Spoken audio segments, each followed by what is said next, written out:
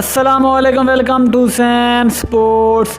Asia cup 2022 سے پہلے پاکستان کی ٹیم کو بڑا جھٹکا، شاہین شاہ آفریدی انجری کا شکار ہو گئے۔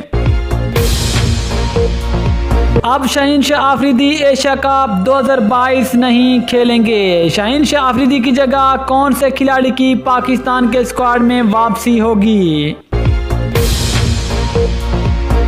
کون سا فاسٹ بولر بنے گا پاکستان کے اسکواڈ کا حصہ، اس کی مکمل تفصیل سے بات کریں گے، لیکن مزید آگے بڑھنے سے پہلے چینل کو سبسکرائب کر کے ساتھ میں لگی بیل آئیکن کو ضرور دبا دیں تاکہ کرکٹ سے جڑی تمام خبریں آپ کو سب سے پہلے جہاں پر ملتی رہیں۔ دوستو اب آپ کو تفصیل سے آگاہ کرتے چلیں کہ پاکستان کرکٹ ٹیم کے فاسٹ بولر شاہین شاہ آفریدی ایشیا کپ 2022 سے باہر ہو گئے ہیں۔ شاہین شاہ آفریدی جو کہ انجری کا شکار تھے، لیکن اب پاکستان کرکٹ بورڈ کے میڈیکل پینل نے شاہین شاہ آفریدی کو 6 سے 8 ہفتے تک مکمل آرام کرنے کا کہا ہے، جس کے بعد اب پاکستان کرکٹ بورڈ نے اس بات کی تصدیق کر دی ہے کہ اب شاہین شاہ آفریدی پاکستان کے ایشیا کپ کے اسکواڈ کا حصہ نہیں ہوں گے اور اب شاہین شاہ آفریدی ایشیا کپ 2022 نہیں کھیلیں گے۔ لیکن اب ذرائع کے مطابق شاہین شاہ آفریدی کی جگہ 2 بڑے کھلاڑیوں کے نام سامنے آ رہے ہیں جو کہ ایشیا کپ 2022 میں پاکستان کے اسکواڈ کا حصہ بن سکتے ہیں۔